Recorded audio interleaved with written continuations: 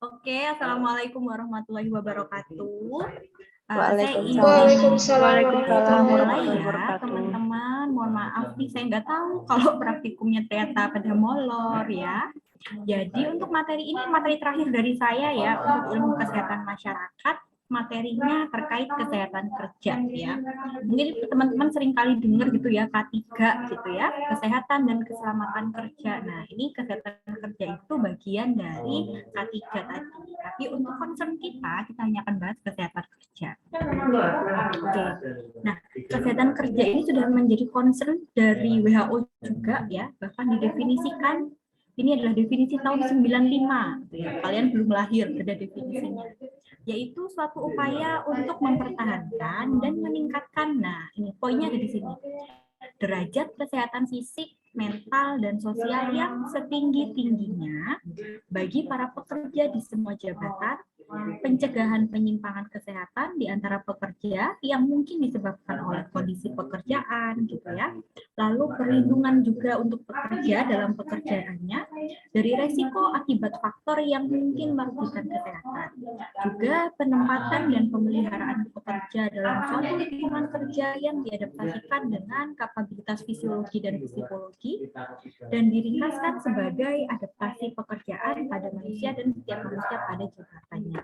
Jadi kesehatan kerja itu concernnya adalah memastikan bagi pekerja terkait derajat kesehatan. Tidak hanya kesehatan fisiknya saja, tapi juga kesehatan mental dan kesehatan sosial. Ya. Oke, nah jadi kesehatan kerja ini kalau kita definisikan secara umum ya saat ini adalah segala sesuatu yang berhubungan dengan ilmu atau praktik kesehatan yang bertujuan agar pegawai memperoleh derajat lain, memperoleh derajat kesehatan fisik, mental, dan sosial di setiap organisasi. Maaf ya, ada iklan. Jadi kuncinya adalah derajat kesehatan fisik, mental, serta sosial. Kalau dulu orang tuh menganggap status kesehatan itu cuma perkara fisik yang penting tidak sakit ya, gitu. Tapi sekarang tuh sudah luas lagi maknanya. Kesehatan itu ada kesehatan fisik, kesehatan mental, dan juga kesehatan sosial. Nah, jadi tiga ini yang menjadi dasar atau landasan terkait adanya kesehatan kerja. Gimana? Di setiap organisasi, di setiap perusahaan, di setiap instansi, dimanapun ya. Oke, nah ruang lingkupnya sekarang yang akan kita bahas. Apa sih yang sebenarnya dipelajari atau yang perlu diperhatikan dalam kesehatan kerja? Jadi kesehatan kerja itu mempelajari berbagai masalah kesehatan yang timbul karena pekerjaan, baik yang dilakukan secara perseorangan maupun kelompok. Nah, kesehatan kerja ini mempelajari kemungkinan-kemungkinan terburuk akibat hubungan antara kapasitas tubuh atau fisik seorang pekerja, lalu beban kerja dan jenis pekerjaan yang dilakukan, serta lingkungan kerjanya. Jadi dalam pekerjaan atau kerja gitu ya, kesehatan kerja itu dilihat dari bagaimana kapasitas pekerja, bagaimana beban kerjanya dan jenis pekerjaan apa yang dilakukan, lalu bagaimana dengan lingkungan kerjanya. Nah, interaksi ketiga hal ini itu nanti akan berkaitan dengan norma kesehatan yang berkaitan dengan pekerjaan. Nah, tujuannya apa sih kita mempelajari interaksi-interaksi ini? Tujuannya untuk melindungi pekerja dari ancaman penyakit dari pekerjaan gitu ya. Orang kan tujuannya nyari dapat kerja, melakukan suatu pekerjaan itu kan untuk menambah pundi-pundi gitu ya, bukan menambah penyakit gitu. Nah, ini salah satu menjadi concern di kesehatan kerja gitu. Jangan sampai kerja malah bikin sakit gitu. Oke. Nah, jadi apa sih apa sih yang menjadi objek atau kajian dalam kesehatan kerja? Dia tadi lingkungan kerja, beban kerjanya bagaimana, secara mental itu pekerjanya bagaimana, fisik pekerjanya bagaimana. Nah, karena apa? Nanti efeknya akan pada performa kerja dari pekerja tersebut. Oke, tujuan dari kesehatan kerja itu ada 5. Yang pertama itu adalah promosi dan pemeliharaan kesehatan fisik, mental, dan sosial pekerja. Lalu yang kedua itu ada pencegahan gangguan kesehatan disebabkan oleh kondisi kerja. Yang ketiga adalah perlindungan pekerja dari resiko faktor-faktor yang mengganggu kesehatan. Lalu yang keempat, penempatan dan pemeliharaan pekerja dalam lingkungan kerja yang sesuai kemampuan fisik dan psikologisnya. Dan yang kelima yaitu penyesuaian setiap orang kepada pekerjaannya. Jadi memastikan bahwa ya kesehatan kerja tadi bisa tercapai dan terpenuhi. Oke, nah sekarang kita akan bahas apa aja sih fokus utama dari kesehatan kerja ini. Fokus utamanya ada 3. Yang pertama adalah mempertahankan serta fokus utama yang pertama adalah mempertahankan dan meningkatkan derajat kesehatan pekerja serta kapasitas kerjanya.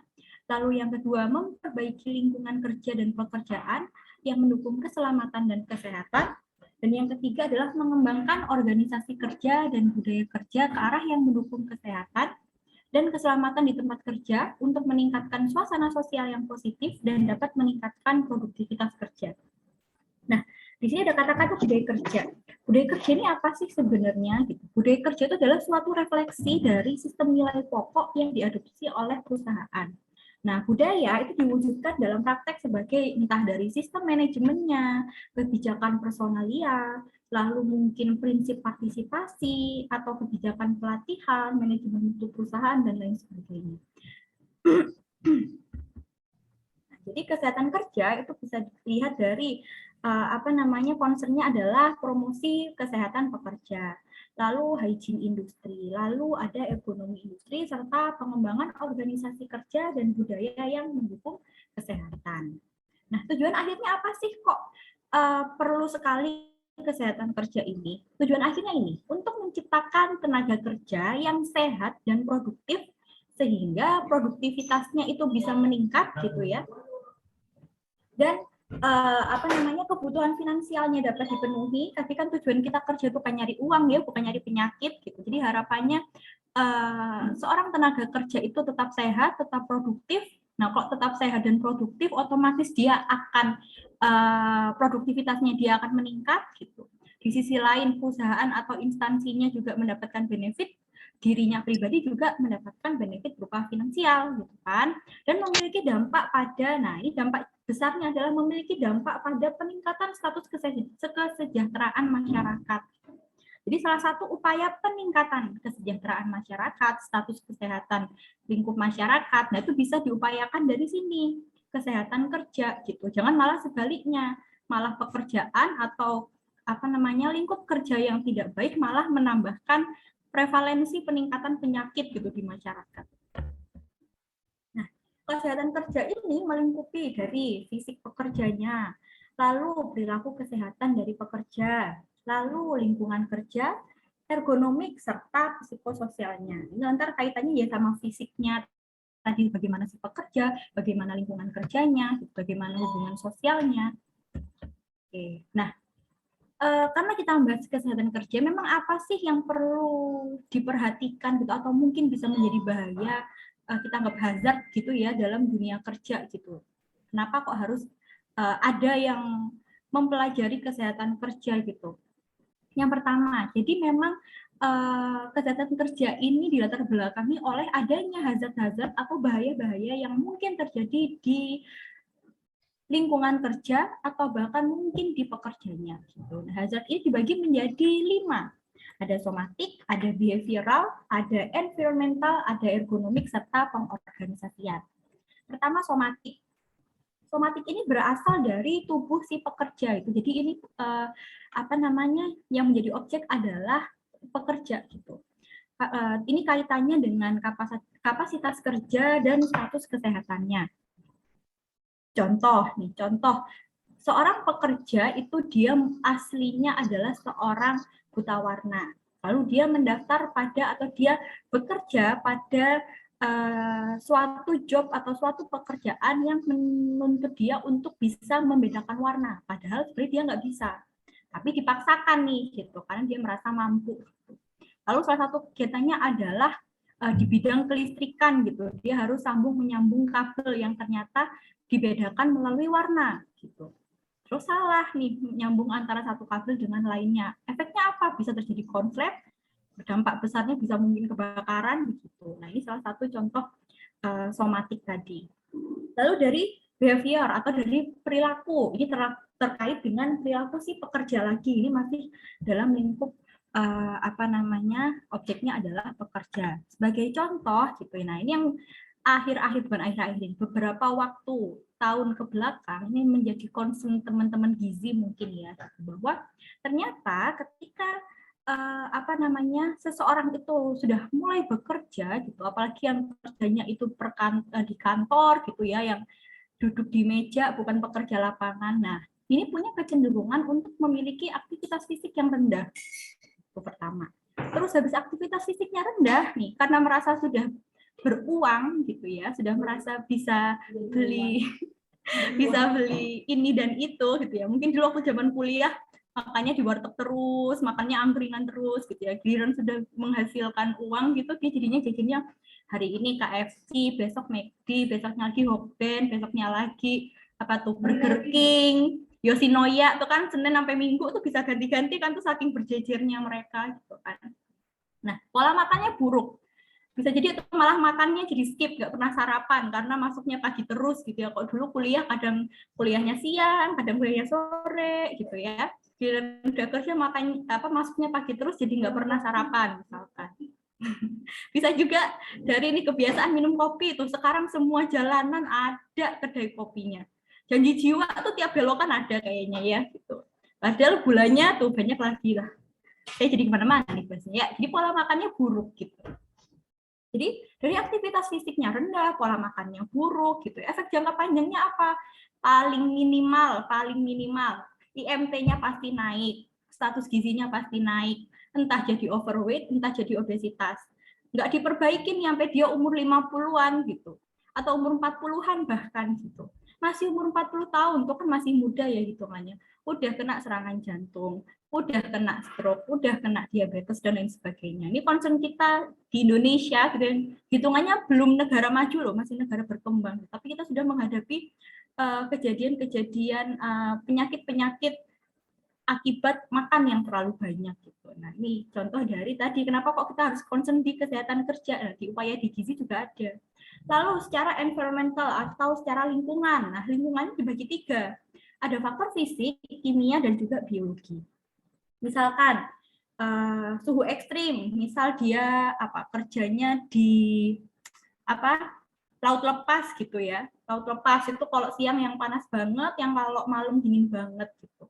Suatu ketika misalkan dipekerjakan untuk dia tuh kena paparan panas yang luar biasa. Nah, ini punya efeknya apa? Dia punya efek yang pertama, ketika kena suhu ekstrim, di sini saya bahasnya ekstrim suhu yang panas begitu ya. Gitu. Beberapa orang kalau tidak kuat atau status hidrasinya buruk gitu, dia bisa kena heat exhaustion, itu dia tuh kelelahan akibat panas gitu ya.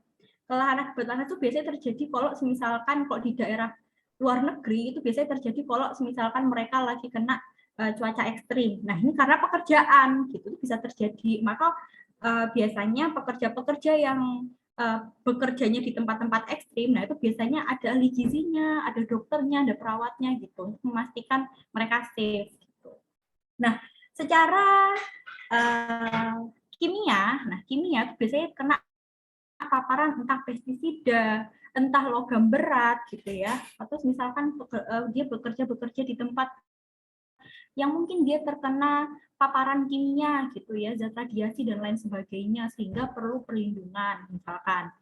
Atau semisalkan paparan dari biologi. Itu saya kasih contoh biologi itu ada virus TBC. Ini sebagai contoh di Kementerian Kearsipan gitu ya.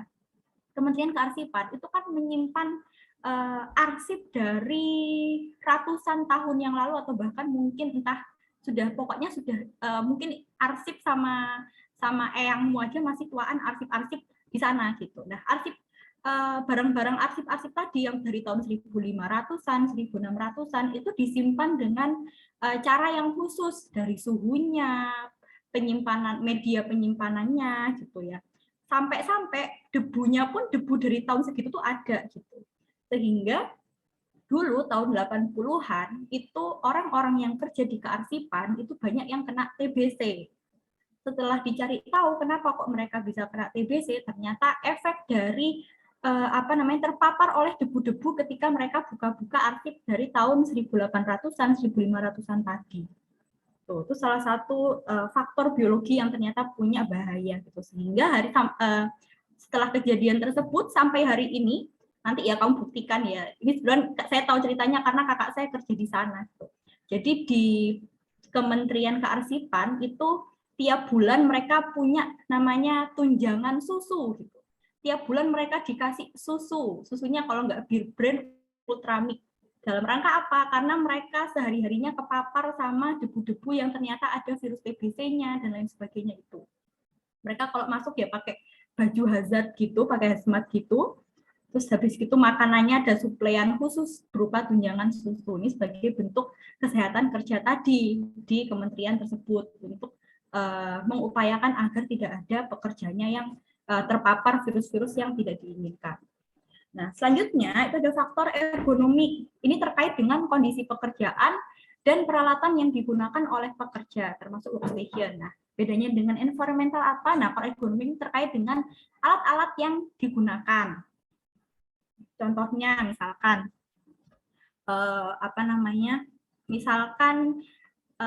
seseorang tuh workstation-nya adalah ada blower kipas yang super besar gitu ya, yang mengharuskan mereka kalau bisa jangan gondrong biar rambutnya nggak ketarik, misalkan seperti itu. Contoh, teman saya ketawa di sebelah.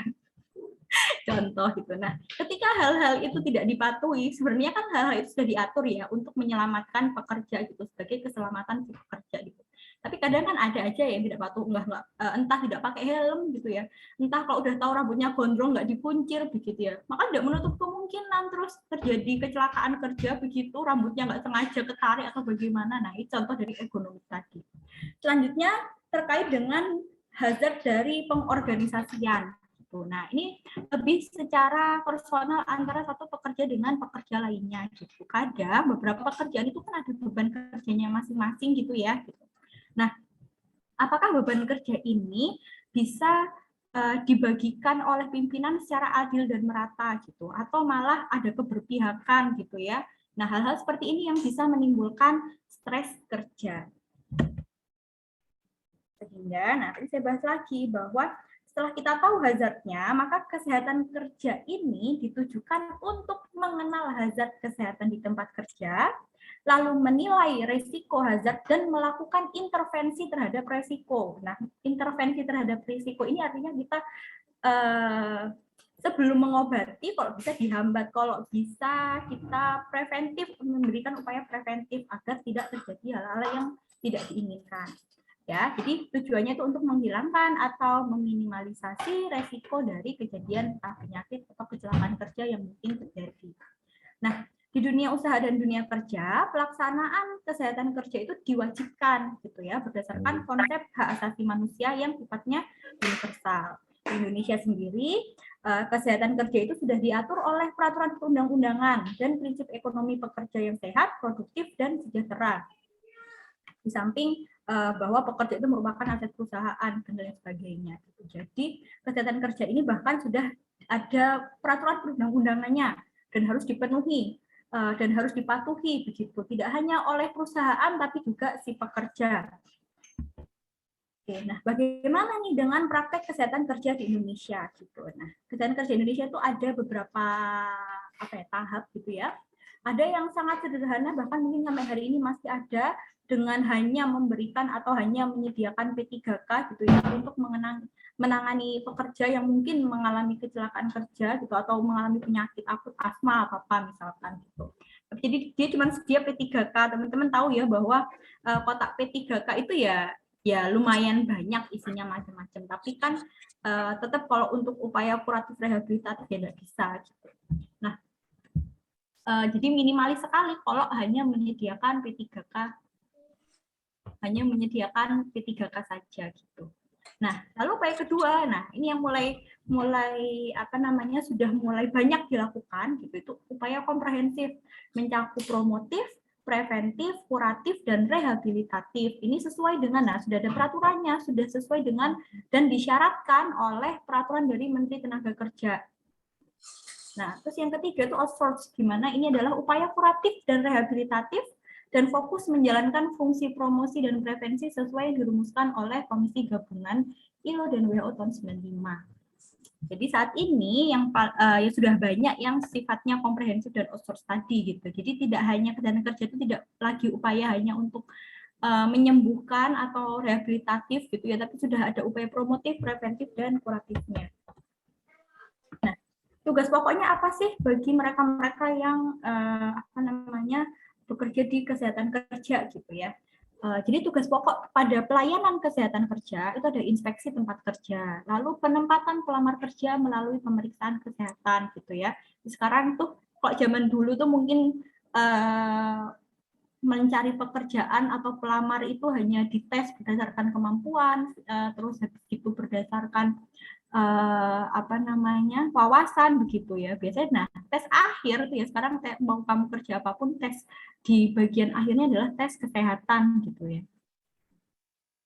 Terus habis itu promosi kesehatan pekerja dan kapasitas kerja. Lalu ada surveillance kesehatan pekerja dan monitoring biologi terkait hazard lingkungan kerja, ergonomi, perilaku hidup, organisasi serta budaya kerja. Ada juga surveillance faktor risiko lingkungan kerjanya, pekerjaannya, organisasi dan budaya kerja. Lalu ada perbaikan mutu lingkungan kerja, pekerjaan, organisasi dan budaya kerja serta kompetensi dari perilaku kesehatan. Nah, tugas lainnya itu ada perbaikan mutu lingkungan kerja, perlindungan dengan alat pelindung diri, pertolongan pertama pada cedera, lalu ada pencatatan, pelaporan, dokumentasi kebijakan, gitu ya, pelaksanaan pelatihan pekerja, partisipasi, pemajanan, dan lain sebagainya. Juga mengkoordinasikan terapi, rehabilitasi, serta kompensasi bagi pekerja yang sakit atau cedera dengan cara bekerja sama dengan dokter spesialis dan instansi terkait. Nah, tugas-tugas pokoknya sudah mulai banyak dilakukan, tidak hanya pada instansi milik pemerintah, tapi juga milik swasta, begitu. Nah, sekarang kita bahas indikator kualitasnya. Kualitas kesehatan kerja itu ada ukurannya. Gitu. Yang pertama dari segi promosi kesehatan pekerja. Ini dilihat dari kondisi faktor resiko, terutama perilaku hidup yang meningkatkan derajat kesehatan dan kapasitas kerja. Lalu dari kualitas lingkungan kerjanya, apa yang dilihat? Yang dilihat adalah faktor risiko kontaminan fisika, kimia, dan biologi lingkungan kerja. Lalu dari segi kualitas pekerjaan, ini faktor risiko ergonomi. Dan yang keempat itu adalah kualitas organisasi kerja dan budaya kerja. Ini berkaitan dengan faktor risiko stres psikososial, organisasi kerja, dan budaya kerja. Jadi dia akan menilai berdasarkan indikator-indikator ini. Bagaimana, apakah nanti kaitannya indikator ini sama hazard yang tadi saya bahas. Gitu. Apakah ada hazard-hazard dari kesehatan kerja atau tidak. Nah, indikator lainnya adalah kelengkapan imunisasi, terus sekarang karena sekarang zamannya pandemi gitu, kelengkapan vaksin gitu. Lalu akses kepada pelayanan medisnya bagaimana, apakah dia perusahaan atau tidak. Assalamualaikum ya Bijana. Oke. Nah, tadi sudah saya bahas ya ruang lingkupnya. Tadi tidak hanya rehabilitatif dan kuratif, tapi sudah ada preventif serta promotif juga. Bahwa tadi sudah mulai dilakukan, misalkan dari penempatan pekerja agar terjadi kesesuaian antara kapasitas dengan lingkungan kerja, pekerjaan, pengorganisasian, pekerjaan, dan budaya kerja sebagai upaya preventif. Sebagai contoh, pernah saya lihat suatu lowongan pekerjaan dari PT KAI waktu itu, kebetulan job desk-nya adalah pekerjaan lapangan, sehingga salah satu syarat dari orang yang mau melamar di pekerjaan tersebut itu dia mencantumkan bahwa harus memiliki IMT normal.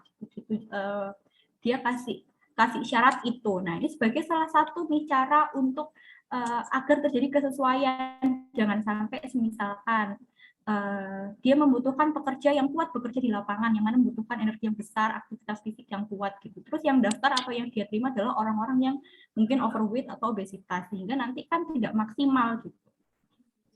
Nah, terus ada juga promosi kesehatan di tempat kerja. Ini adalah salah satu upaya promotif gitu. Biasanya secara berkala gitu ya. Pihak K3 perusahaan itu nanti akan memberikan upaya promosi kesehatan untuk para pekerja. Lalu ada perbaikan lingkungan kerja, ini sebagai upaya preventif. Ada juga perbaikan pekerjaan, ini juga upaya preventif, serta pengembangan pengorganisasian pekerjaan serta budaya kerja. Tambahannya yaitu pelayanan klinik berupa P3K, ada juga medical emergency plan, diagnosis terapi, rehabilitasi, serta perhitungan cacat serta rujukan bagi pekerja yang sakit atau cedera di dalam ranah kuratif serta rehabilitatifnya. Jadi pelayanan kesehatan kerja itu komprehensif gitu ya, tidak hanya lagi kuratif rehabilitatif, tapi juga promotif dan preventif gitu. Oke, nah ini model dari ekologi kesehatan di mana seseorang seorang pekerja begitu ya, itu pasti di latar belakangnya oleh secara fisik, behavioral, spiritual, emosional, intelektualnya. Dari faktor eksternalnya itu dia juga kaitannya dengan organisasi kerja dan budaya kerja, pekerjaannya bagaimana, lalu lingkungan kerjanya seperti apa.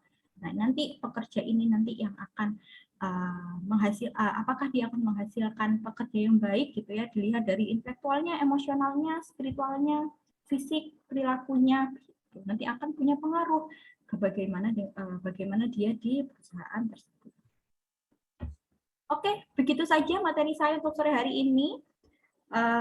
Jadi bahwa terkait kesehatan kerja, gitu ya, walaupun mungkin ranahnya kalau dalam kehidupan sehari-hari atau saat ini itu lebih ke upaya dokter dan perawat begitu ya, tapi dari bidang gizi itu pun juga sudah ada gitu, dibuktikan dari sudah banyak perusahaan-perusahaan yang menempatkan ahli gizi di setiap anak perusahaannya begitu ya, terutama nih yang paling sering biasanya butuh itu adalah perusahaan-perusahaan tambang gitu ya, atau mungkin perusahaan-perusahaan dengan lingkungan kerja yang cukup ekstrim gitu, di mana perlu diatur bagaimana asupan dari para pekerja, memastikan pekerjanya tetap sehat gitu ya dan tetap produktif gitu. Bisa juga ada upaya promosi secara berkala kaitannya dengan bahwa banyak sekali pekerja-pekerja itu yang mengalami obesitas karena kurang aktivitas fisik, karena asupannya yang tidak baik begitu.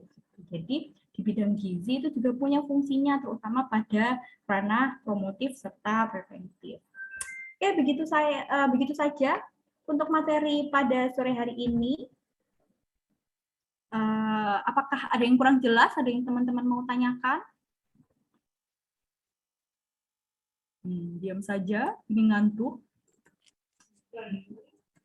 Hujan-hujan enaknya emang tidur ya. Oke. Ngomel. Oke, kalau sudah tidak ada yang ingin ditanyakan, saya akhiri, nanti PPT-nya saya kasih ke Sipen gitu ya. Oke, terima kasih atas kehadiran teman-teman semua pada sore hari ini. Mohon maaf apabila ada salah kata atau perkataan saya yang kurang berkenan gitu. Semoga ilmu yang saya sampaikan pada hari ini bisa bermanfaat untuk teman-teman semua. Saya akhiri. Wassalamualaikum warahmatullahi wabarakatuh. Waalaikumsalam warahmatullahi wabarakatuh. Ibu. Iya, sama-sama. Saya izin lift ya. Ibu.